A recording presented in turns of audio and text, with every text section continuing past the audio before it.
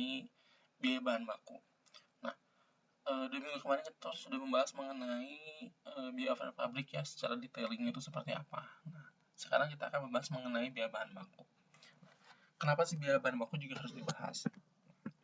Nah, biaya bahan baku itu adalah merupakan bahan yang membentuk bagian yang menyeluruh kepada suatu produk. Jadi tanpa adanya biaya bahan baku, maka suatu produk itu tidak dapat ada atau tidak dapat tercipta, gitu kan. Jadi bahan baku itu kan diolah atau di bahan baku itu ada itu untuk proses produksi di perusahaan manufaktur, gitu kan, yang mana bahan baku itu bisa diperoleh dari pembelian baik itu dari pembeliannya lokal ataupun melalui pembelian internasional ataupun impor, gitu ya. Nah, yang mana untuk melakukan pembelian tersebut terdapat terdapat biaya-biaya yang mengikutinya, atau misalkan yang ada dalam transaksi pembelian tersebut selain dari harga dari bahan bakunya tersebut, gitu kan. Nah, selain itu pun pada saat proses pembelian itu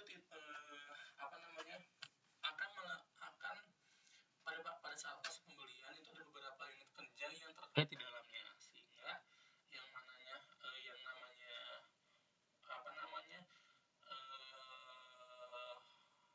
KLN akan itu mengenal istilah yang namanya harga perolehan ya. Nah, akuntansi itu mengenal yang namanya harga perolehan, yang mana harga perolehan ini harus menjadi dasar dari segala suatu pencatatan di dalam akuntansi. Begitupun dengan nanti pencatatan dari bahan baku. Seperti halnya dengan aset tetap. Aset tetap itu ketika Anda itu membeli suatu aset yang mana harga bukunya yang nanti akan tercatat dalam laporan keuangan di neraca di aset tetap, itu kan akan pasti mencatatnya adalah harga dari bahannya berikut dengan biaya perolehannya, baik itu biaya angkut, terus biaya notaris atau misalnya biaya notaris kalau dia posisinya pengalihan hak atas tanah dan bangunan, terus biaya negosiasi dan yang lainnya. Begitupun dengan biaya bahan baku, yang mana segala suatu biaya yang berhubungan dengan perolehan dari bahan baku tersebut itu harusnya idealnya itu dimasukkan ke dalam biaya bahan baku. Namun ada beberapa kendala yang terjadi ketika kita akan men-split atau memisahkan biaya-biaya yang terjadi di unit-unit tertentu ke dalam biaya bahan baku. Oke, nanti kita bahas. Nah, pokok bahasan kita untuk hari ini ada pertama adalah unsur biaya yang membentuk harga pokok bahan baku.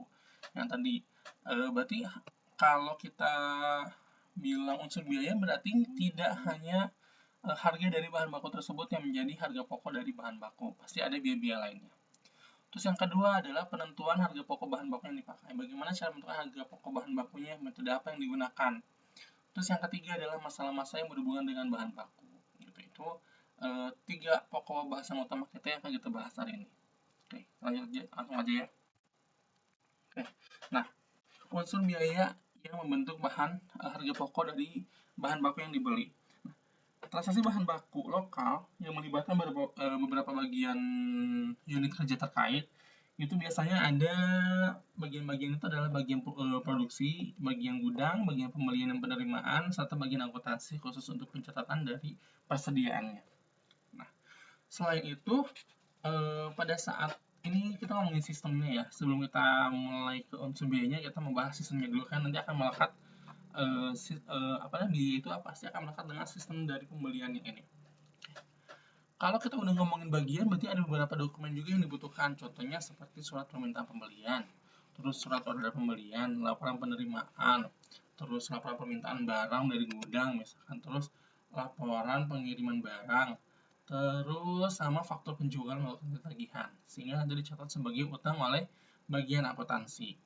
Gitu. Untuk prosedurnya sendiri itu dimulai dari prosedur dari permintaan pembelian, terus ada prosedur order pembeliannya seperti apa, penerimaan barang, pencatatan barang di gudang dan pencatatan notanya. Kalau untuk prosedur ini hanya sekedar informasi aja, jadi alur dari pembelian itu seperti ini. Itu tidak ada hubungannya dengan tidak akan kita bahas lebih detail gitu.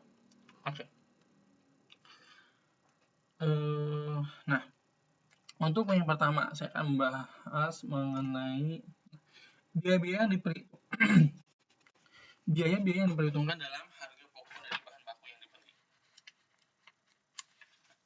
Oke, sebentar ya.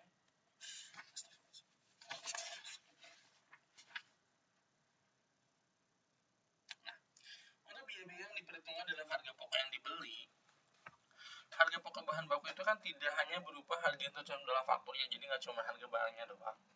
Yang mana berarti harga pokok bahan baku itu terdiri dari harga belinya, harga bahan bakunya, ditambah dengan biaya-biaya pembeliannya, serta biaya-biaya yang dikeluarkan untuk menyiapkan bahan baku tersebut dalam hingga keadaan siap diolah. Jadi semua biaya-biaya itu mulai berarti kalau kita ngomongin itu segala suatu biaya yang terjadi pada saat transaksi pembelian dan pada saat penyimpanan atau penyiapan bahan baku itu untuk siap diolah. Berarti kalau gitu komponen biayanya apa aja? Nah, berarti kalau kayak gitu komponen biayanya ada dimulai dari harga bahan yang tertera pada faktur atau harga barangnya. Terus kalau kita ngomongin pada saat transaksi pembelian, berarti biasanya ada ongkos biaya angkutnya atau misalkan ada asuransi perjalanannya, misalkan kalau perjalanannya jauh ya, biasanya kan diasuransikan nih, takutnya nanti ada sesuatu hal yang terjadi di jalan itu akan di-cover. Nah, biaya asuransinya itu masuk ke dalam komponen biaya dalam penghitungan harga pokok bahan baku. Terus nanti biaya-biaya pergudangan. Nah, pergudangan itu misalkan biaya listriknya, harusnya idealnya itu biaya listriknya itu dia masuk ke dalam harga pokok bahan baku. Terus biaya-biaya yang terkait dalam memelihara si bahan-bahan tersebut itu harusnya masuk ke dalam biaya pergudangan hingga sampai si bahan baku tersebut diolah oleh bagian produksi. Itu adalah komponen biayanya. Nah, apabila pada saat pembelian nih, kan kalau kita ngomongin jual beli pasti ada yang namanya diskon ya atau potongan harga. Nah, gimana perlakuannya untuk potongan harga terkait dengan pembelian bahan? Nah, dari sisi pembeli. Nah, kita kalau sebagai pembeli, kalau kita menerima potongan diskon atau potongan harga, nah itu potongan tersebut akan mengurangi nilai dari harga pokok bahan baku. Jadi harga pokok bahan bakunya dikurangi. Yang lebih tepatnya itu masuk ke dalam komponen harga bahan. Nanti komponen harga bahan itu ada harga grossnya berapa, ada diskonnya berapa, nah itu ada harga netonya. Harga netonya lah yang akan kita gunakan sebagai dasar untuk penghitungan harga pokok bahan baku. Oke. Nah, sekarang perhitungan biaya bahan baku. Seringkali ya di dalam pembelian bahan baku itu kan tadi ya perusahaan-perusahaan itu ada beberapa komponen biaya selain dari harga pokok bahan bakunya. Yang mana kan perusahaan itu berarti kan misalkan membayar biaya angkut nih. Perusahaan itu membayar biaya angkut untuk berbagai macam jenis bahan baku. Jadi misal ketika suatu perusahaan itu dia membeli bahan baku, dia tidak hanya membeli satu bahan. Misalkan dia membeli 10 bahan untuk beberapa pesanan atau misalkan beberapa produk. Nah, ketika dia membeli 10 bahan dan dikirimkan dalam satu kali pengiriman, otomatis adalah biaya pengirimannya itu adalah untuk 10 bahan tersebut. Gitu kan. Nah, hal itu menimbulkan masalah nih untuk mengenai pengalokasian biaya angkutannya. Nah, kalau gitu gimana dong cara membagi-bagi? Kan biayanya satu, nggak 10. Kalau satu gini gimana dong caranya bagi-baginya? Nah, cara perhitungannya untuk perlakuan dari si biaya angkut ini bisa dua cara. Yang pertama adalah biaya angkut itu diakui sebagai tambahan dari harga pokok. Yang pertama, jadi si biaya angkut dijadikan sebagai harga pokok. Nanti ada beberapa caranya lagi. Terus ada juga biaya bahan baku yang tidak diperhitungkan sebagai biaya tambahan harga pokok dari si bahan bakunya, tapi dibebankannya langsung kepada biaya pabrik. Ini lebih simpel. Kalau ini ya udahlah, kita nggak usah lihat dia, nggak usah dimasukin ke dalam komponen bahan baku, kita langsung masukin aja ke biaya pabrik, itu diperbolehkan juga. Itu kan tergantung dari keputusan manajemen maunya seperti apa. Oke, kalau lebih simpel sih lebih simpel yang kedua. Oke, tapi kalau mau lebih akurat yang pertama. Oke. Nah, untuk biaya bahan baku yang diperlakukan sebagai oh, okay. Untuk biaya bahan baku, benar-benar saya lupa ya, belum ngecek ini udah ke save belum ya. Seperti biasa ya, saya harus cek dulu, takutnya nanti saya udah ngomong panjang lebar ternyata tidak kecatatan, nggak lucu ya. Salah. Oke, ada.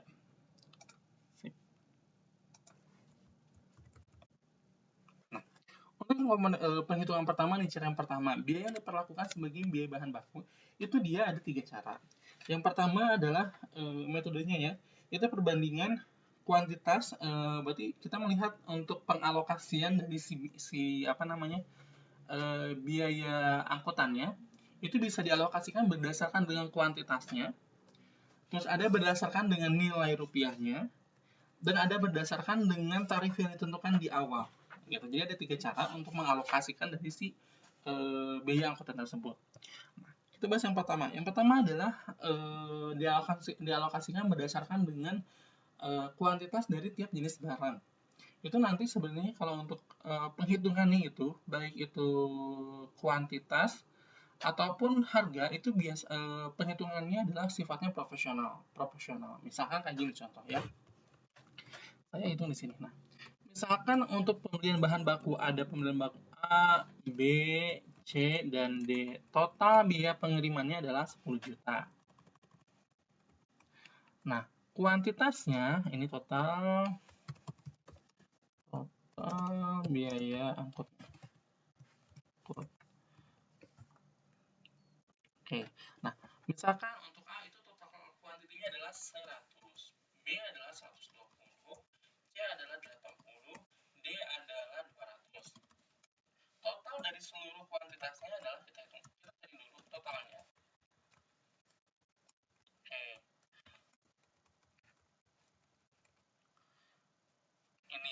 Ini adalah total kuantitasnya. Nah, udah gini kita akan menghitung proporsional. Caranya adalah ini presentase untuk alokasi ya. Presentase untuk alokasi yang ini dibagi total kuantitas barang A dibagi dengan total secara keseluruhan.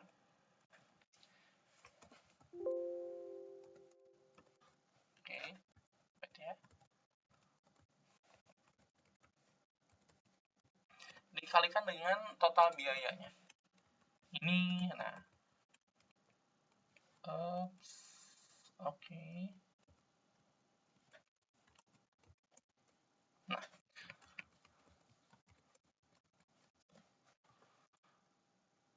ini cara untuk menghitung alokasi untuk berdasarkan dengan kuantitas. Berarti kita berdasarnya adalah kuantitas dari jenis barangnya. Misalkan untuk produk A, karena dia totalnya produk A itu ada 100 kilo, misalkan 100 kilo. Dengan total 500, berarti 100 kilo dibagi 500 kilo dikali dengan total biaya angkut. Sehingga alokasi biaya angkut yang dibebankan kepada harga pokok pembelian, harga pokok bahan baku yang dibeli untuk produk A adalah 2 juta. Begitupun dengan produk-produk yang lainnya. Ini adalah berdasarkan kuantitas. Nah, kalau berdasarkan nominal rupiah barang yang dibeli, misalkan total angkutannya sama. Kalau ini adalah kuantitas barangnya, kalau ini adalah total nilai barangnya. Misalkan yang A itu kita membeli barangnya itu senilai harga di fakturnya ya. Untuk A itu misalkan harga barangnya adalah 2 juta. 2 juta. Yang B itu misalkan dia 8 juta. Yang C misalkan 1 juta. Yang D itu misalkan taruh 5 juta. Nah, wait ya. Ini 2 juta, ini perhitungannya sama ya, hitungannya proporsional berarti. Harga dari per jenis bahan bakunya dibagi dengan total dalam satu kali pengiriman, kemudian dikalikan dengan biaya ongkos angkut pada pengiriman tersebut ya. Oke. Nah, ini untuk alokasi berdasarkan dengan nominal harga barangnya. Berarti untuk produk A dia 1.250.000, produk B dia 5 juta, produk C dia 625, produk D dia 325. Nah, permasalahannya sekarang mau beli yang mana nih? Mau lebih akurat yang mana? Oke. Kalau kita mau berdasarkan dengan nominal dari harga barang, kalau harga barangnya itu dia sama, misalkan dalam satu pengiriman mungkin harga kuantitasnya itu dia 10 ribuan semua 4 jenis produk ini. Kalau 10 ribuan mungkin bisa jadi itu berarti pengalokasiannya bisa lebih akurat. Tapi kalau misalkan harga satu barang itu ternyata lebih mahal, misalkan kayak ini, ternyata harga yang produk B itu dia lebih mahal. Kalau kita hitung itu berarti harga pokok persatuannya untuk produk B itu adalah 66.000, sedangkan produk-produk yang lain, produk A cuma 20.000, terus produk C cuma 12.500, produk D cuma 25.000. Nah, kalau misalkan harganya berbeda, apalagi ada perbedaan yang sangat jauh, ini otomatis sangat apa namanya, komposisinya itu adalah tergantung ya perusahaan apakah menilai ini akurat atau tidak. Jadi tergantung dari misalkan, oh ya jelas lah nggak apa-apa kalau misalkan harga barangnya mahal, otomatis nanti biaya angkut juga harusnya mahal dong, karena kan nanti apa namanya, harga pokoknya pun, barangnya pun yang diproduksi itu kualitasnya berbeda, seperti itu bisa jadi. Jadi tergantung dari keputusan apa sih yang diambil atau sisi mana sih yang diambilnya. Itu adalah penjelasan mengenai dari pengalokasian dari dua cara ya, yang berdasarkan kuantitas dari si barangnya, dan yang kedua adalah berdasarkan dari harga faktornya. Nah, kita lanjut lagi. Terus selanjutnya, kalau misalkan satu lagi yang terakhir adalah cara dengan tarif yang ditentukan di muka. Nah, kalau misalkan kemarin kalau kita ngomong waktu kita membahas mengenai biaya overhead pabrik, dalam akuntansi biaya itu kan kemarin kita udah sering banget ya mengenal mengenai tarif yang ditentukan di muka untuk BOP. Nah, untuk biaya bahan baku pun juga sama. Jadi karena dia sifatnya itu kan akuntansi itu, untuk akuntansi biaya itu kan dia sifatnya posisinya tengah-tengah ya antara akuntansi keuangan dengan akuntansi manajemen.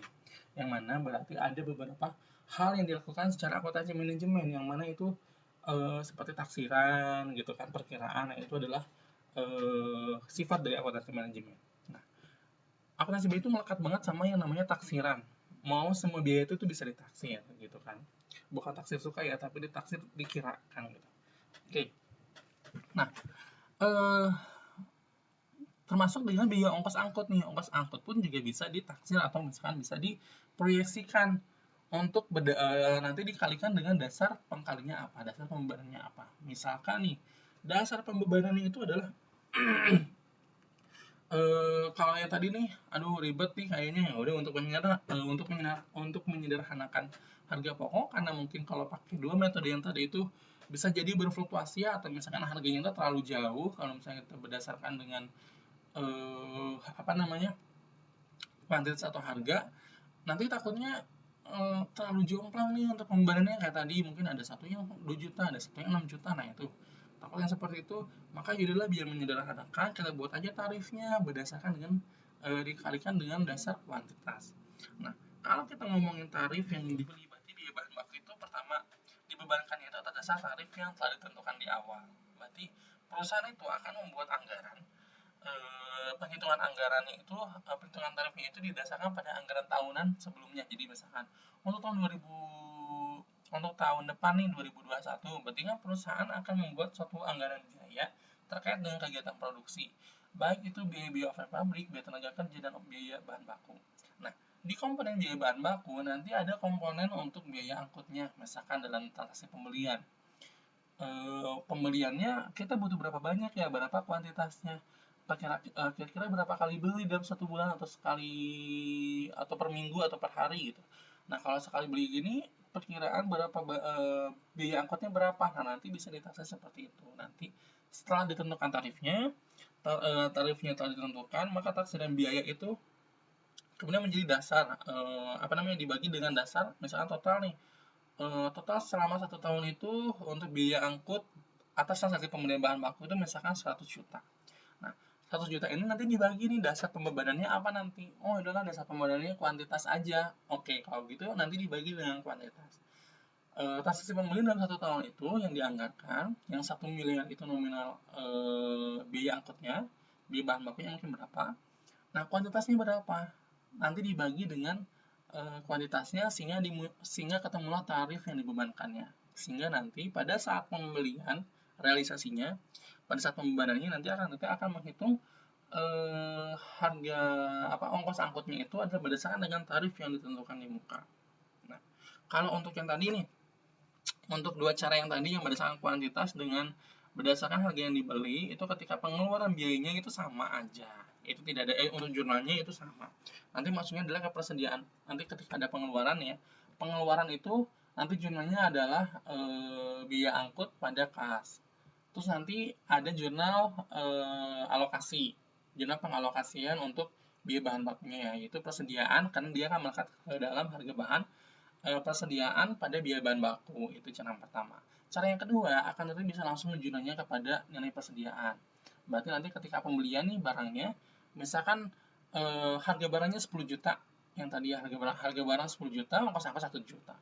Nah, akan tata itu bisa mencatat langsung aja, misalkan persediaan bahan baku, harga pokok bahannya 10 juta, terus persediaan bahan baku, ongkos angkutnya 1 juta, pada kas atau bank sebesar, kas atau utang sebesar 11 juta, itu bisa. Oke. Terus sekarang kita lanjut mengenai yang membahas jurnal untuk yang berdasarkan tarif. Nah, kalau berdasarkan tarif, jurnal untuk mencatat pembebanan biaya angkutan atas dasar tarif ini, yang pertama adalah pembebanannya nih pada saat terjadi pembelian. Jurnal pembebanannya adalah jurnalnya sama, yaitu persediaan bahan baku pada biaya bahan baku. Berarti nanti ada dua jurnalnya, berarti pengeluaran kasnya dulu, baru dialokasikan. Itu bisa, ataupun langsung juga bisa. Tapi untuk nominalnya yang membedakan adalah nominalnya. Kalau yang tadi, yang dua cara yang tadi kan itu berdasarkan nominal yang real terjadi ya. Misalkan ongkos angkutnya 1 juta, ya udah 1 juta. Ya, karena yang dikeluarkan adalah 1 juta. Nah, kalau untuk yang biaya alokasi, untuk pengakuan terhadap alokasinya karena berdasarkan tarif, jurnal pertama adalah pembebanan dari tarifnya. Oke, saya buat di sini ya di Excel. Nah, jurnal pertama adalah jurnal pembebanan. Itu jurnalnya, kalau ini nggak bisa dibuat diakui sebagai dilangsungkan, karena apa? Karena bisa jadi nanti nilai kas yang dikeluarkan untuk ongkos angkut itu bisa jadi berbeda dengan nominal yang kita bebankan terhadap barangnya. Misalkan jurnal pembebanannya itu tarif barang yang dikirimnya adalah 100 unit dengan tarifnya itu masing-masing adalah taruh misalkan 500 rupiah ya. Nah, jurnalnya terus ongkos angkut realisasinya misalkan 400.000. Lebating 400.000. Nah, yang pertama jurnal pembebanannya itu berarti adalah persediaan bahan baku pada biaya angkut. Nilai ketentuannya berarti 100 dikalikan 500. Cuma 50.000 pembebanannya. Nah, terus jurnal pada saat pengeluaran kas. Pembayaran ya. Kas. Itu jurnalnya sama seperti jurnal biasa. Biaya angkut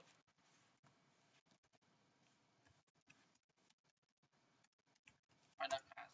Nilainya adalah 400.000. Nah, kalau gini nggak match dong. Berarti kalau gini ada selisih dong. Nah, kemarin waktu kita membahas mengenai biaya over pabrik yang ditentukan di awal, kan kita selalu menganalisa ya, yang dibebankan dengan yang sesungguhnya terjadi itu kita analisa dan kita bebankan juga kan untuk selisihnya. Begitupun juga untuk perlakuan dari alokasi biaya bahan baku yang berdasarkan tarif ditentukan di muka. Ketika sudah tahu berapa yang dibebankan dan berapa yang realisasi sesungguhnya, berapa yang sesungguhnya terjadi, kita cek ada selisih nggak. Kalau nggak ada selisih berarti clear, berarti kan nanti biaya angkutnya adalah 0. Tapi kalau kasusnya seperti ini, biaya yang dibebankannya cuma 50.000, tapi biaya yang sesungguhnya terjadi 400.000, berarti itu ada selisih 350.000. Kalau kayak gitu, itu perlu yang dilakukan yang namanya jurnal penyesuaian. Penyesuaian untuk selisih biaya angkut yang ditaksir versus realisasinya. Untuk jurnalnya itu nanti akan dibebankan terhadap nilai dari persediaan dan harga pokok. Jadi nanti nanti kita pernah belajar mengenai pengalokasian untuk pengalokasian kepada persediaan dan harga pokok itu di beberapa minggu yang lalu ya. Kalau nggak salah di minggu yang lalu yang pertama kali kita membahas mengenai BOP itu misalkan ini untuk pengingatkan aja. Misalkan saldo akhir bulan ini, akhir periode akuntansi pada bulan X misalkan ada persediaan persediaan, jenis-jenis persediaan ya, ada persediaan bahan baku, persediaan. Oke. Ada persediaan baku, ada persediaan barang dalam proses, ada persediaan produk jadi, dan ada HPP. Nah, misalkan nominal bahan baku ini, nominal persediaan bahan baku dalam akhir bulan periode akuntansi yang bersangkutan itu misalkan nilainya 100 juta. Barang dalam proses misalkan 300 juta.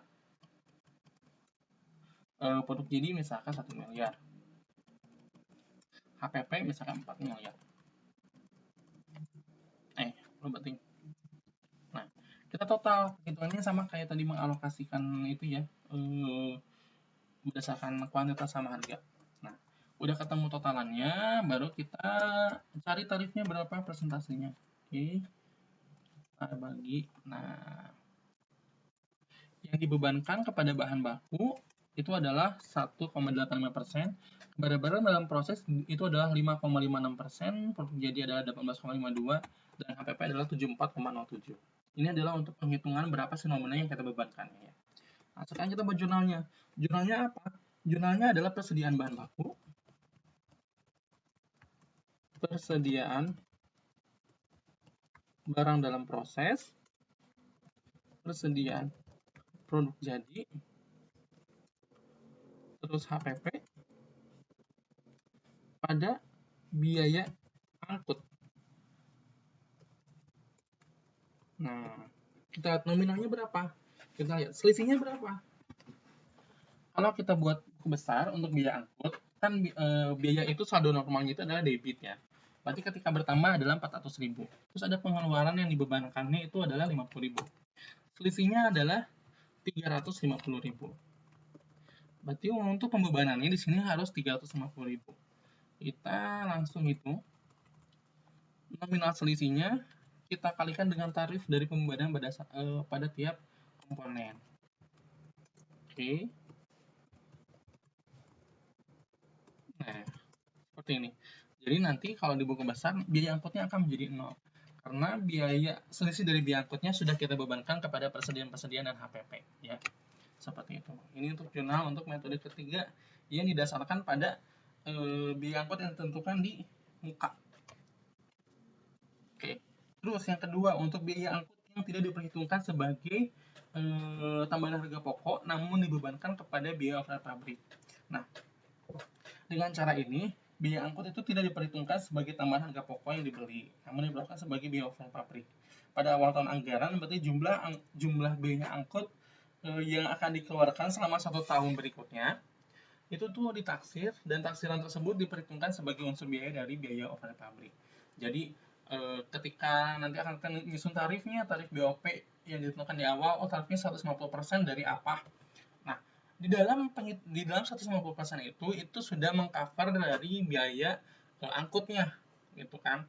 Kalau udah mengcover biaya angkut, otomatis biaya angkut yang sesungguhnya terjadi itu dikeluarkan, dicatat setelah mendebit rekening biaya overhead pabrik yang sesungguhnya. Jadi nanti nge-cross-nya itu adalah ke biaya overhead pabrik yang sesungguhnya. Itu untuk perhitungan biaya untuk angkut, untuk biaya angkut. Oke. Nah, selain biaya angkut, ada juga biaya-biaya terkait dengan unit organisasi yang terkait dalam perolehan bahan baku. Jadi kalau untuk, kan tadi di awal tuh udah dijelasin ya, kalau misalkan untuk proses pembelian itu tidak hanya melibatkan satu departemen atau satu bagian terkait. Bisa jadi mungkin ada beberapa bagian, contohnya misalkan ada bagian pembeliannya jelas, bagian penerimaan barangnya, bagian gudangnya, sama bagian akuntansi. Nah, pada tiap bagian itu kan melekat biaya-biaya ya, ada biaya-biaya terkait dengan kegiatannya mereka dalam memperoleh suatu barang, suatu bahan baku. Nah, biaya-biaya tersebut biasanya idealnya itu harus diperhitungkan dalam harga perolehan atau harga pokok dari bahan baku yang pada saat pembeliannya. Namun nanti akan timbul masalah terkait dengan pengalokasiannya tadi. Biasanya kalau misalkan rata-rata nih untuk biaya yang dialokasikan ke bahan baku yang mudah dihitung itu adalah biaya ongkos angkut yang tadi, karena jelas kan bisa per pengiriman bahan bakunya gitu kan. itu bisa langsung dialokasikan, penghitungannya jelas gitu. Terus biaya asuransi itu bisa juga. Nah, namun untuk biaya-biaya lain itu rumit untuk pengalokasiannya. Contoh seperti biaya depresiasi. Depresiasi mau seperti apa nanti dasar penghitungannya? Depresiasi gudangnya ya. Depresiasi gudangnya nanti mau seperti apa nih untuk pengalokasian terhadap harga perolehan bahan bakunya. Terus nanti kalau misalkan biaya tenaga kerjanya seperti apa, gitu kan, untuk biaya akuntansi persediaannya. Bagaimana cara pengalokasiannya? Nah, muncul masalah-masalah seperti itu. Nah, untuk mengatasi hal tersebut, untuk mengatasi masalah-masalah tersebut, maka dibuatlah tarif pembebanan pembelian kepada setiap jenis bahan baku yang dibeli. Jadi dibuatkanlah tarif untuk mengcover semuanya. Nah, jika bahan baku nih yang ditentukan atas dasar tarif itu, maka perhitungan pembeliannya itu dilakukan ada 3 cara. Yang pertama adalah jumlah biaya tiap bagian dalam transaksi pembelian bahan baku tersebut diperkirakan selama satu anggaran. Nah, berarti biaya yang muncul nih pada 4 departemen, misalnya ada 4 departemen ya. Ada 4 bagian, ada bagian pembelian, bagian penerimaan, sama gudang, sama akuntansi. Itu biaya-biayanya itu dalam 1 tahun anggaran itu dia ada pembelian totalnya berapa. Nah, biaya yang muncul atas transaksi pembelian itu perkiraan apa aja nih pada tiap bagian, itu harus ditentukan dulu.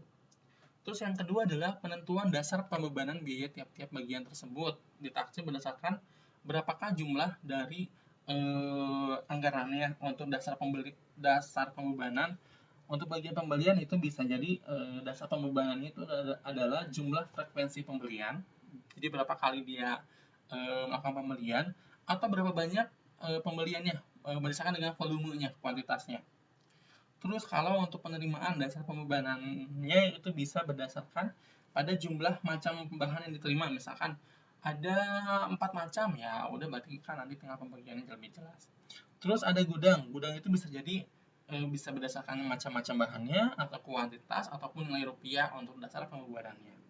Untuk akuntansi, dia sama seperti pembelian, bisa sama, itu berdasarkan dengan frekuensi pembeliannya, berapa kali pembelian itu dilakukan. Oke. Terus yang ketiga itu baru ditentukan tarif pembebanan biaya tiap-tiap bagian tersebut dengan cara membagi biaya tiap bagian dengan dasar pembelian. Misalkan dalam satu ini masih ngomongin anggaran ya, masih ngomongin perhitungan perkiraan. Misalkan dalam 1 tahun anggaran 2021, pembeliannya itu 1 miliar total pembeliannya. Total ongkos angkutnya itu sekian. Ongkos angkutnya udah clear. Terus sekarang misalkan dalam satu pembelian tahun 2021 ini, bagian pembelian itu dia ada biaya-biaya yang keluar, misalkan ada biaya tenaga kerjanya. Misalkan biaya tenaga kerjanya 5 juta. Terus bagian penerimaan juga sama, untuk misalkan biaya tenaga kerjanya sekian, terus biaya misalkan biaya perlengkapannya, biaya asetnya, biaya apa-apanya, itu semuanya diperhitungkan. Misalkan total untuk biaya pembelian, bagian pembelian selama tahun 2021 dia mengeluarkan biaya atas transaksi pembeliannya itu sebesar 50 juta. Nah, 50 juta ini kan anggaran ya, taksiran untuk 1 tahun ke depan. Untuk menghitung tarifnya, berarti 50 juta ini kita bagikan dengan dasar pembebanannya. Misalkan untuk bagian pembelian, didasarin pada, yaudahlah volume pembelian aja, berdasarkan dengan kuantitas. Nah, berarti nanti misalkan kita lihat, anggaran tersebut nih, yang menghasilkan biaya 50 juta ini, yang pembeliannya 1 miliar, dia berapa sih volume kuantitasnya, misalkan 1000 kilo, ya udah berarti nanti dibagi 1000 kilo. Berarti nanti pada saat realisasi nanti pembebanan dari biaya biaya unit bagian terkaitnya itu volume dikalikan dengan tarif yang 50 juta dibagi 1000 kilo itu. Seperti itu. Nah, untuk jurnalnya sama sebenarnya, karena kita ngomongin kalau karena biaya-biaya tersebut kita alokasikan atau kita akui sebagai harga pokok dari bahan baku, maka jurnal debitnya pasti adalah persediaan bahan baku. Nanti jurnalnya adalah persediaan bahan baku, di kreditnya adalah biaya-biaya dari tiap bagiannya. Jadi ada biaya bagian pembelian yang dibebankan, ada biaya penerimaan yang dibebankan, ada biaya gudang yang dibebankan, dan ada biaya bagian akuntansi persediaan yang dibebankan. Oke, terus satu lagi, untuk unsur biaya yang diperhitungkan dalam harga pokok bahan baku yang diimpor. Beda ya, untuk bahan baku yang diimpor, itu perhitungannya berbeda. Nah, kalau import akan tetap tahu mengenai yang namanya chief. Itu adalah cost, insurance, sama French. Itu adalah harga pokok dari bahannya, asuransinya, dan ongkos angkutnya itu pasti dibebankan kepada si pembeli. Nah, berarti untuk harga perolehan dari bahan baku yang diimpor atau yang didapat dari pembelian di luar negeri itu adalah bahan baku, biaya asuransinya, sama biaya angkutnya itu udah jelas. Termasuk dengan biaya-biaya yang melekat pada kegiatan pembelinya, misalkan eh, pada saat transfer transaksi dia ada biaya banknya, itu masuk ke dalam harga pokoknya. Terus ada biaya masuk kan, kalau kita import berarti kan ada biaya masuk. Terus ada biaya-biaya lainnya itu juga masuk. Terus ada pajaknya, misalkan ada pajak import. Terus ada biaya gudangnya, ada transportasi lokal, misalkan udah masuk ke dalam dermaga Indonesia, nanti dari Indonesia masuk ke dalam gudang, nah itu juga masuk ke dalam harga pokok si bahan baku tersebut. Itu untuk unsur biaya dari yang diperhitungkan untuk bahan baku yang diimpor. Oke. Nah, sekarang penentuan submateri yang kedua itu adalah penentuan dari harga pokok bahan baku yang dipakai dalam produksi. Nah, untuk metode apa namanya, untuk penentuan harga pokok ini kita pasti akan membahas mengenai bagaimana cara metode pencatatannya, ya, metode pencatatan biaya bahan bakunya. Ada dua yang secara umum ya, secara umum itu kan kalau untuk metode pencatatan itu ada dua metode, yaitu perpetual dan periodik. Perpetual itu apa? Perpetual itu adalah metode kartu mutasi. Jadi maksudnya perpetual itu dia ada kartu stok yang mana nanti ketika setiap ada pembelian dan penjualan dia akan langsung mengurangi dari nilai stoknya dari di catatannya. Kalau metode periodik yang dicatat ke dalam kartu stok hanya pada saat terjadi pembeliannya saja. Untuk pengeluarannya itu tidak dicatat. Sehingga nanti pada saat menghitung harga pokok dari harga pokok dari persediaan tersebut harus dilakukan stock of name atau stock fisik. Baru diketahui berapa harga pokoknya. Itu untuk metode periodik. Kalau untuk metode perpetual itu bisa langsung dilihat dari kartu persediaannya aja. Itu. Nah, kalau untuk metode periodik ini biasanya lebih cocok digunakan untuk penghitungan biaya bahan baku untuk perusahaan yang harga pokok produksinya itu dikumpulkan berdasarkan dengan metode harga pokok proses. Berarti dia melakukan kegiatan memproduksi barang itu tidak berdasarkan dengan pesanan, gitu kan, itu bisa lebih cocok. Namun nanti ada kelemahannya juga biasanya dari sisi manajemen, itu untuk controlling atau pengendalian dari persediaannya, karena dia tidak tahu berapa jumlah stok real yang ada sebelum di off name. Berarti itu dia susah untuk mengendalikannya. Begitupun nanti dia nggak tahu bahan itu udah habis atau belum, gitu. Itu adalah kelemahan dari metode periodik. Nah, untuk metode perpetual itu lebih cocok digunakan untuk pesanan, karena kan pesanan itu langsung dialokasikan kepada pesanan-pesanannya, gitu. Nah, itu metode secara keseluruhan, secara utamanya. Nah, untuk metode pencatatan bahan baku, yang pertama itu ada 5 metode. Yang pertama adalah metode identifikasi khusus. Terus yang kedua adalah metode FIFO, ada metode LIFO, ada metode rata-rata, dan metode biaya standar. Kita jelas yang pertama, metode identifikasi khusus. Metode identifikasi khusus itu maksudnya adalah jadi di metode ini tuh setiap jenis bahan baku itu dia diberi tanda, ya, diberi yang misalkan bahan baku setiap bahan baku itu dia diberi identitas, baik bahan baku yang sama ataupun yang berbeda. Contohnya gini, misalkan suatu perusahaan A dia produksinya itu massal misalkan, atau enggak misalkan dia membeli bahan itu 2 kali misalkan untuk produk A. Untuk produk A itu dia memerlukan bahan A. Oke, bahan A ini dia beli dari berbeda supplier, misalkan ada supplier C sama supplier D. Nah, harga dari supplier C itu adalah 10.000, harga dari supplier D itu adalah 11.000 misalkan. Beda harga. Nah, untuk metode identifikasi khusus, maka setiap bahan yang diterima itu adalah diberi identitas masing-masing, walaupun barangnya sama. Gitu. Walaupun misalkan sama-sama barang A, tapi karena harganya berbeda, maka dia diberikan penomoran atau identitas yang berbeda, gitu kan. Begitupun nanti itu kan sama-sama beli ya, sama-sama beli tapi beda vendor. Begitupun dengan posisinya, misalkan di gudang ini udah ada nih untuk bahan A ini, tapi dia mau beli lagi bahan A. Nah, untuk identitasnya juga harus berbeda antara bahan A yang ada di gudang dengan bahan A yang akan dibeli. Itu walaupun bahannya sama. Itu adalah metode identifikasi khusus. Nah, kalau kayak gitu, ada kesulitannya juga. Kesulitan yang timbul dalam metode identifikasi khusus itu terletak pada penyimpanan bahan baku di gudangnya ya. Jadi karena harus dipisah-pisah, berarti harus memiliki space ruang gudang yang besar gitu kan. Karena walaupun bahan bakunya sama, jenis bahan bakunya sama, tapi karena dia berbeda harga, berbeda penerimaan, maka harga pokok dari satunya itu berbeda, harus disimpan secara terpisah gitu kan. Karena harganya beda itu berarti harus disimpan secara terpisah gitu kan. Nah, untuk metode ini, metode identifikasi khusus ini adalah metode yang paling teliti karena dia benar-benar membebankan biaya bahan baku itu membebankan harga pokok itu berdasarkan dengan harga bahan bakunya gitu. Jadi nggak dicampur-campur. Misalkan produksi untuk bahan A, produk A, karena dia menggunakan bahan A ya berarti penghitungan harga pokoknya ya berdasarkan dengan bahan A. Berbeda kalau misalkan nanti dengan metode lain ya, karena digabung atau apa, sehingga nanti kan dicampur-campur gitu kan. Nah itu jadi metode ini lebih teliti.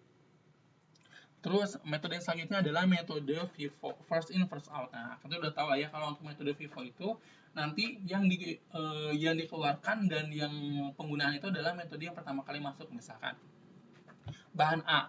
Bahan A itu dari semua vendor yang penting dia mengacunya kepada jenis bahannya. Misalkan bahan A. Bahan A itu dia pada tanggal 1 dia ada pembelian 10. Harganya 10 juga.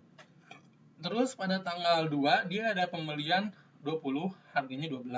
Nah, pada saat pengeluaran dia ada mengeluarkan 11.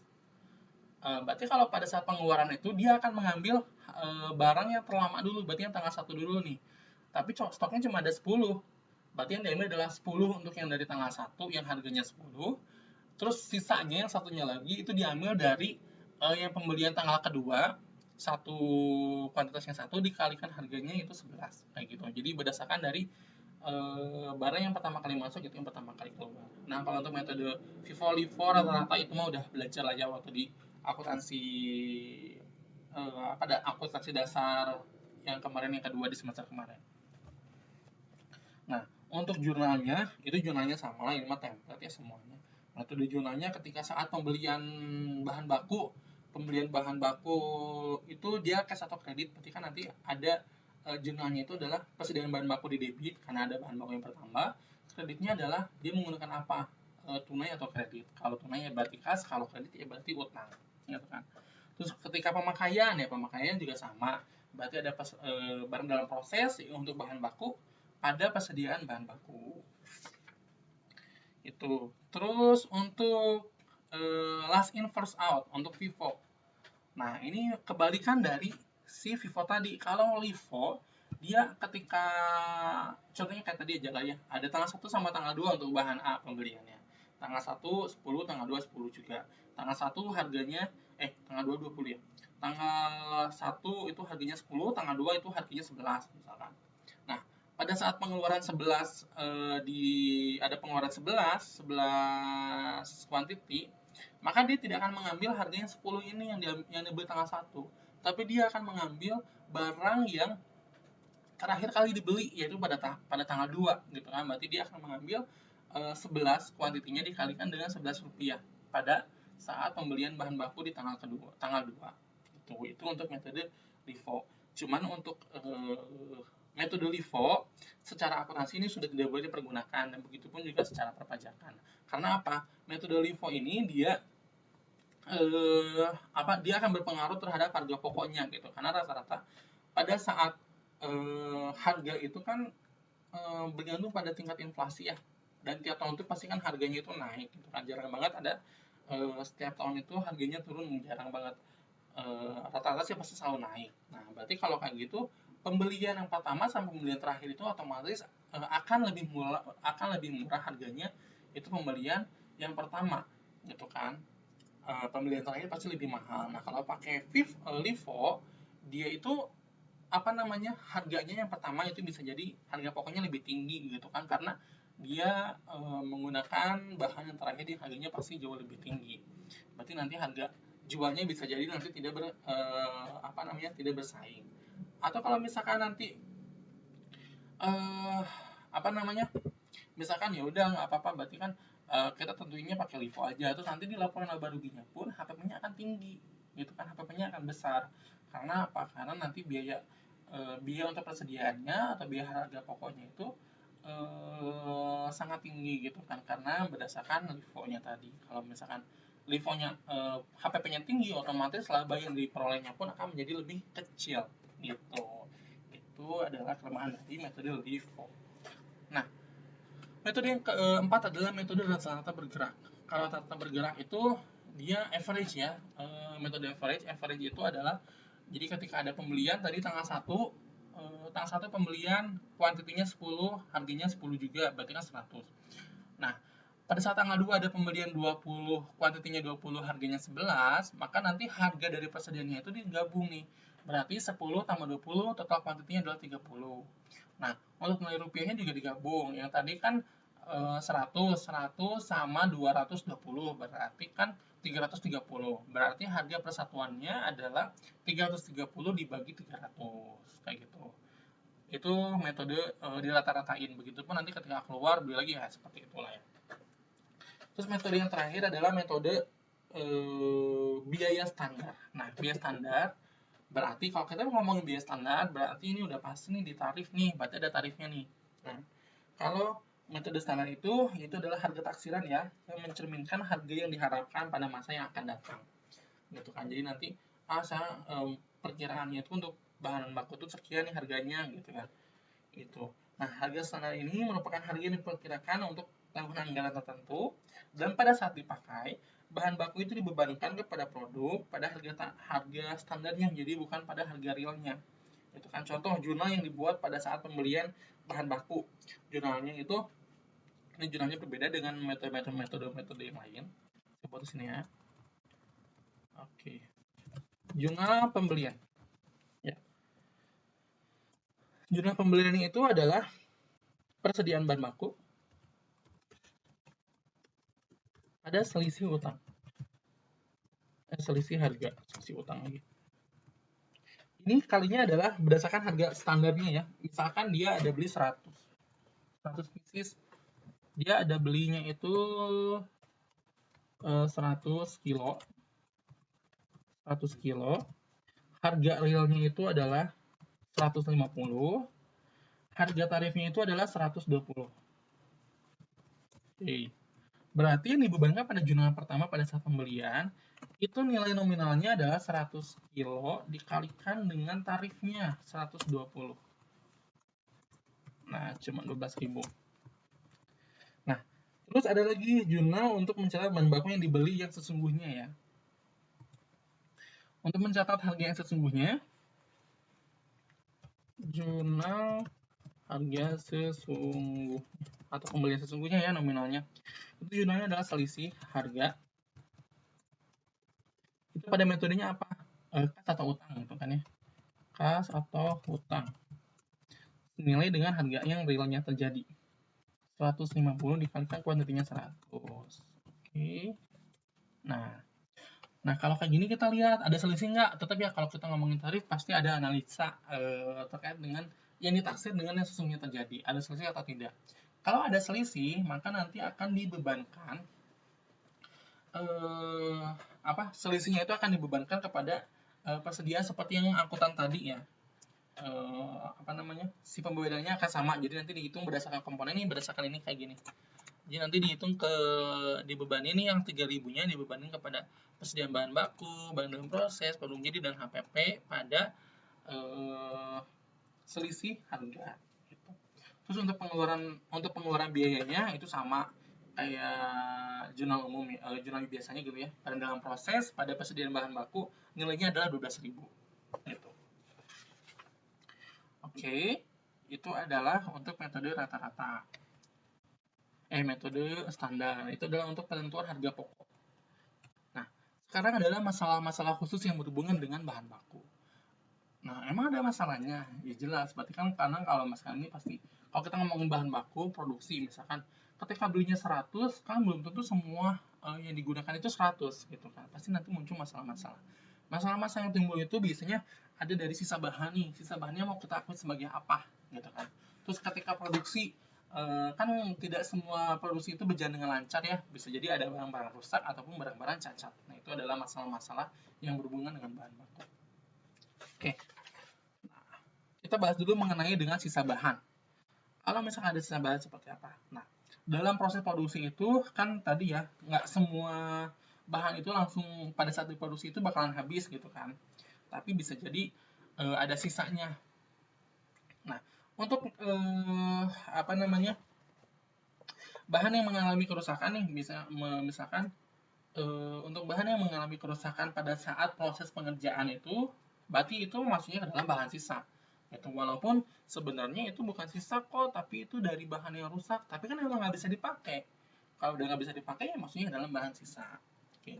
Terus perlakuannya nih terhadap bahan sisa itu tergantung dari harga jual sisa tersebut itu mau diakui sebagai apa, gitu kan.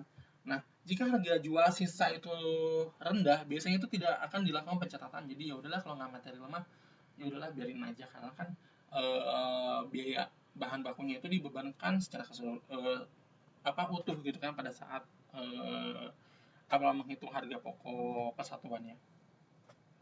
Tapi kalau misalkan harga jual sisa tersebut ternyata besar, misalkan wah bahan yang rusaknya, bahan sisanya itu ternyata banyak, nah itu kan berarti material ya, material. Kalau material maka harus dicatat, jumlahnya dan dicatat juga apa namanya, harga jual sisa tersebut dalam kartu persediaan pada saat sisa bahan tersebut diserahkan dari bagian produksi ke bagian gudang. Nah, untuk hasil penjualan dari sisa bahan yang dari hasil produksi tersebut itu bisa diperlakukan tiga cara untuk perlakuannya. Yang pertama adalah perlakuan untuk pengurangan biaya bahan baku. Nah, jadi misalkan kan tadi ada harga pokok bahan baku ya, misalkan harga pokok bahan bakunya itu total kan secara keseluruhan tanpa memperhitungkan sisa. Nah, pada saat ada sisa bahan baku, terus bahan baku tersebut dijual, maka penjualnya itu bisa diakui sebagai pengurang dari biaya bahan bakunya gitu. Jadi harga pokoknya misalkan tadi 1 juta nih, itu semuanya, terus ada bahan sisa yang rusak-rusak itu misalkan dijual lakunya 10.000, maka 10.000 ini dia akan mengurangi yang 1 jutanya. Ya yang 1 jutanya. Gitu. Terus yang kedua adalah sebagai pengurang terhadap BOP, biaya over pabrik yang sesungguhnya. Nanti dia bisa di sama misalkan tapi perlakuannya untuk mengurangi BOP. Terus yang ketiga adalah sebagai pengeluaran di luar usaha, penghasilan di luar usaha atau pendapatan lainnya ya, others income. Oke. Nah, untuk jurnalnya nih untuk pengeluaran biaya bahan baku yang sebagai pengurang dari biaya bahan baku itu misalnya pada saat penjualan sisa itu jurnalnya adalah kas atau piutang pada barang dalam proses untuk biaya bahan baku. Jadi langsung ke mengurangi harga pokok dari si bahan bakunya di dalam barang dalam proses. Gitu. Terus untuk pengurangan biaya over pabrik yang sesungguhnya terjadi itu jurnalnya sama, cuman yang beda adalah akun kreditnya. Akun kreditnya itu adalah BOP sesungguhnya terjadi ya. Jadi kasnya adalah kas atau piutang, debitnya kreditnya adalah BOP sesungguhnya terjadi. Kalau untuk diakuinya sebagai others income, ya berarti kas atau piutang dagang, kreditnya adalah others income, pendapatan lain-lain atau pendapatan di luar usaha. Gitu. Nah, untuk pencatatan nih, metode atau misalnya prosedur untuk pencatatan sisa bahannya, itu ada dua. Dia ada mencatat berdasarkan kuantitasnya aja, tanpa nilai rupiah, atau dengan nilai rupiah. Tuh. Jadi, itu berbeda. Nah, contoh ya, saya kasih contoh. Contohnya misalkan bagian produksi itu menyerahkan sisa bahan 2000 kilo kepada bagian gudang. Ini awal. Sisa bahan dari hasil produksian yaitu 2000 kilo dengan harga jual taksiran ini perkiraan lah kalau per kilonya bisa kejual 5 juta gitu ya, 5 juta 5.000 per kilo. Terus pada akhir periode sisa bahan tersebut terjual hanya 1250 kilo dengan harga jual realisasinya adalah 6.000. Itu ada dua metode pencatatan. Yang pertama, ini bila dicatatnya itu sebagai kalau dicatat sebagai pengurang dari harga pokok bahan baku, berarti nanti dicatatnya adalah langsung ke harga pokok bahan bakunya senilai barang yang terjualnya aja. Jadi misalkan ini nih 1250, berarti yang 7.500.000 jurnalnya adalah kas atau piutang pada barang dalam proses biaya bahan baku nilainya 7.500.000. Atau dicatat sebagai pengurang BOP. Nah, berarti kas atau piutang pada BOP sesuatu yang terjadi senilai 7.500.000. Dah, clear. Itu kalau untuk diakui sebagai pengurang BOP atau pengurang harga pokok bahan baku. Nah, kalau diakui sebagai others income, itu ada beberapa jurnal. Nah, jurnal yang pertama pada saat penyerahan, ini untuk metode 1 ya. Untuk pada saat penyerahan dari secara keseluruhan bahannya, yaitu 2000 kilo, dikalikan dengan harga tarif taksiran ya. Karena belum tahu sampai kejualnya berapa. Nah, jurnalnya adalah persediaan sisa bahan di debit pada hasil penjualan sisa bahan di kredit 10 juta nilainya. Dari 2000 dikali 5000. Nah, nilai persediaan bahan ini berarti nanti akan muncul. Kenapa di debit? Berarti dia akan masuk nih, perusahaan memiliki persediaan sisa bahan senilai 10 juta. Dan ada others income di sini senilai 10 juta yang dicatat. Gitu kan. Nah, terus pada saat penjualannya terjadi, ternyata penjualannya hanya 1.250 dengan harga realisasinya itu 6.000. Berarti kan kita langsung catat nih, dia berdasarkan cash ataupun kredit. Berarti kalau cash berarti pada kas, kalau kredit yaitu pada piutang. Berarti jurnalnya adalah kas atau piutang pada persediaan bahan senilai 7.500.000, yaitu 1.250 dikalikan 6.000. Nah, pada akhir bulan ini kan pada akhir bulan itu kan ada selisih nih, ada sisa nih, ternyata ada sisa yang belum kejual yaitu 750 kilo kan. Nah, kita akan mencatat jurnal untuk sisanya. Mencatatnya adalah hasil penjualan sisa bahan di debit pada penghasilan yang belum direalisasi. Pengkalinya adalah nilai taksirannya ya, berarti 750 dikali 5000 senilai 3750. Nah, kalau gitu kita lihat sisa penjualan sisa bahan yang pertama adalah 10 juta. Alurnya ya, kita cek alurnya 10 juta. Terus penghasilan yang di kreditnya dia 3.750. Harusnya kan real penghasilan others income-nya kan adalah 7.500.000 ya. Kalau kita kurangi nih 10 juta dikurangi 3.750 nilainya adalah 6 juta piro ya. Bentar, saya cek pakai kalkulator. 10 juta dikurangi 3.750. Itu adalah 6.250. Nah, tapi others income-nya itu dia harus senilai 7.500 yang realisasi terjadi. Nah, berarti ada selisih dong, karena selisih dari harga jual versus harga realisasi, yaitu senilai 1.000 ya. 6.000 dikurangi dengan 5.000. Jurnalnya untuk selisih dari harga jual tersebut, jurnalnya adalah persediaan bahan pada hasil penjualan sisa bahan senilai 1.250. Ini kurang ke menjorok ya. Kalau gitu berarti kita lihat, berarti kan kita harus ngecekin others income-nya harus nilainya 7.500.000 ya. Tadi kan 10 juta nih yang awal di kredit, ini nambah si penghasilan, dikurangi dengan yang jurnal penyesuaian barang yang belum kejual 3.750, sisanya adalah 6.250. Ditambahkan dengan jurnal penyesuaian untuk selisih harga yaitu 1.250. 1.250 totalnya adalah 7.500. Oke, berarti clear ya. Nah, seperti itu jurnal untuk penyesuaian metode pertama. Dia ada beberapa langkah. Nah, bisa menggunakan metode yang kedua nih untuk yang si pengakuan terhadap others income yang disebutnya sebagai others income.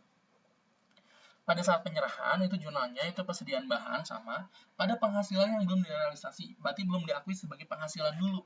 Gitu. Kalau yang pertama kan diakui dulu langsung sebagai penghasilan atau pendapatan. Kalau metode kedua itu nggak diakui karena kan memang penghasilannya belum terjadi gitu, dan posisi penghasilan yang belum direalisasi ini posisinya sebagai hutang ya, sebagai hutang ada di komposisi kewajiban atau liabilitas. Terus pada saat ada penjualan terjadi itu jurnalnya kas atau piutang pada penjualan sisa bahan senilai 7.500. Terus untuk bahannya, harga pokok bahannya itu juga langsung dicatat. Itu jumlahnya persediaan penghasilan yang belum direalisasi pada persediaan sisa bahan. Untuk dasar penghitungannya, kalau untuk yang jurnal penyerahan kan berarti harganya menggunakan harga taksiran. Kalau untuk penjualannya itu berdasarkan dengan harga realisasi yang 6.000. Kalau untuk pengurangan harga pokok dari sisa bahannya itu berdasarkan nilai taksirannya lagi. Sesuai dengan yang jurnal pertama pada saat penyerahan bahan. Itu adalah untuk metode yang kedua. Oke. Dan untuk kasus yang pertama untuk pengakuan sisa bahan. Nah, kasus yang kedua adalah untuk produk rusak. Kan kalau misalkan suatu produksi itu kan pasti ada aja produk yang rusaknya. Produk rusak itu adalah suatu produk yang tidak memenuhi standar mutu yang telah ditetapkan oleh suatu perusahaan, yang secara ekonomisnya itu tidak dapat diperbaiki menjadi produk yang baik. Berarti produk rusak itu ada produknya itu nggak bisa diperbaiki dan nggak bisa dijual gitu. Nggak bisa dijual dengan harga yang normal gitu, harganya sama dengan produk yang good stocknya gitu. Nah, produk rusak ini berbeda dengan sisa bahan, karena kalau sisa bahan itu kan mengalami kerusakan, bahannya nih yang mengalami kerusakan. Nah, kalau produk rusak ini dia udah jadi barang. Kalau dia udah jadi barang, berarti dia udah menyerap biaya-biaya dong, seperti biaya bahan bakunya, biaya tenaga kerja langsungnya, dan biaya overhead pabriknya. Kalau kayak gitu, ada dua cara untuk perlakuan dari produk rusaknya, yaitu pertama, diakui sebagai tambahan harga pokok produk yang baik. Nih, jika produk rusak itu terjadi karena sulitnya pengerjaan pesanan tertentu, misalkan pesanannya itu terlalu spesifik, detailnya terlalu banyak, itu kan bisa jadi rusak. Atau faktor luar biasa lainnya, maka harga pokok produk rusak tersebut dibebankan sebagai tambahan dari harga pokok produk yang baik dalam pesanan yang bersangkutan. Misalnya pesanan A, dia harga pokoknya itu produknya itu 100, 100, ternyata ada yang rusak 10. Nah, 10-nya ini dia dibebankan kepada 90 yang baiknya, kayak gitu. Jika produk yang rusak tersebut masih laku dijual, maka hasil penjualnya itu diperlakukan sebagai pengurang dari biaya produksi pesanan A-nya tersebut. Gitu. Atau dilakukan sebagai pelakuan kedua nih. Jika produknya rusak itu dianggap normal, hal yang wajar pada saat proses produksi terjadi. Nah, kalau misalkan dianggapnya sebagai hal yang normal atau hal yang wajar, maka kerugian yang timbul atas produk rusak tersebut itu dibebankan kepada produksi secara keseluruhan dengan cara memperhitungkan kerugian tersebut di dalam tarif BOP. Berarti nanti pada saat penentuan anggaran BOP nih harus memasukkan komponen produk rusak gitu. Kalau itu baru karena bila si kerusakan itu dianggap hal yang wajar gitu ya. Terus yang ketiga adalah untuk produk cacat. Nah, untuk yang produk cacat itu adalah produk yang tidak memenuhi standar sama kayak yang tadi, yang dengan sama udah mengeluarkan biaya lagi, udah menyerap biaya semua, namun dia masih bisa diperbaiki. Jadi udah beres nih barangnya, ini cacat nih, ada yang rusak, tapi masih bisa dibenerin, dibalikin lagi lah ke produksi untuk dibenerin. Nah, itu namanya produk cacat. Nah, perbedaannya karena dia posisinya itu dibalikin lagi ke produksi, berarti dia akan menyerap biaya lagi dong. Nah, untuk penyerapan biayanya tadi itu dia diakui sebagai biaya tambahan dari biaya pokoknya. Gitu. Jadi si produknya. Nah, ini ada dua metode, ada dua cara perlakuan, itu dibebankan kepada produk tertentu hanya beberapa produknya saja, dan dibebankan kepada keseluruhan. Yang membedakan adalah jurnal pada saat pengembaliannya tadi ya. Jadi kalau misalnya untuk jurnal pertama nih, jurnal pada saat biaya produksi secara keseluruhan include yang cacat ya, misalkan memproduksi 1000 pieces, berarti 1000 piecesnya ini.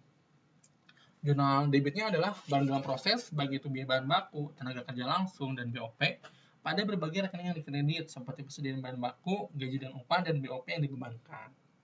Gitu. Terus kalau misalkan ada yang cacat, ternyata dari 1000 ini, ada 30 yang cacat. Nah, yang cacat itu kan dikembalikan, dan biasanya cacat itu dia menyerap biayanya itu, dia tidak akan menyerap biaya bahan baku biasanya. Dia hanya memperbaiki. Berarti kalau gitu dia hanya ada penyerapan untuk biaya tenaga kerja langsung dan biaya overhead pabriknya saja. Berarti nanti jurnalnya adalah jurnal yang kedua ini tergantung dari dia menyerap biaya apanya saja ya. Biasanya di soal nanti akan ada dia menyerap biaya apa. Nah, untuk yang kedua itu jurnalnya adalah barang dalam proses, baik itu nanti dia tenaga kerja langsung ataupun BOP ataupun bisa jadi bahan baku. Tanda berbagai rekening yang dikredit, yaitu bisa jadi gaji dan upah dan BOP yang dibebankan. Kayak gitu. Ini untuk jurnal pengerjaan kembali. Kalau udah selesai, ya langsung masuk ke dalam persediaan produk jadi. Jadi ini nambah ya harga pokoknya itu menjadi bertambah gitu kalau untuk produk cacat. Nah, kalau dibebankan secara keseluruhan yang tadi berarti ini tuh di include-nya itu ada di tarif BOP, ada di dalam biaya overhead pabrik yang ditentukan di muka.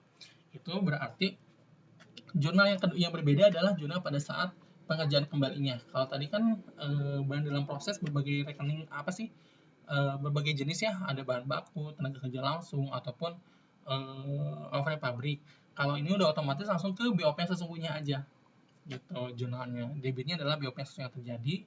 Di kreditnya adalah berbagai rekening di kredit, baik gaji dan upah, persediaan bahan baku, atau misalkan biaya yang dibebankan, BOP yang dibebankan, gitu. Ini untuk jurnalnya. Terkait penjelasan mengenai biaya bahan baku, sekian. Kalau misalnya ada yang kurang jelas atau yang masih ingin tanyakan, silahkan tanyakan di kolom komentar postingan materi ini. Terus jangan lupa nanti tugasnya dikerjakan dan jangan melebihi batas waktu yang ditentukan. Kalau misalkan akan teteh lagi kerja atau apa telat, silahkan infokan kepada saya. Tapi saya hanya mentoleransi paling lama 2 kali 24 jam. Jadi hanya dua hari proses keterlambatannya. Di luar itu, misalkan setelah 3 hari, 4 hari, mohon maaf tidak akan saya perhitungkan nilainya. Oke, kalau gitu saya cukupkan sekian. Terima kasih. Wassalamualaikum warahmatullahi wabarakatuh.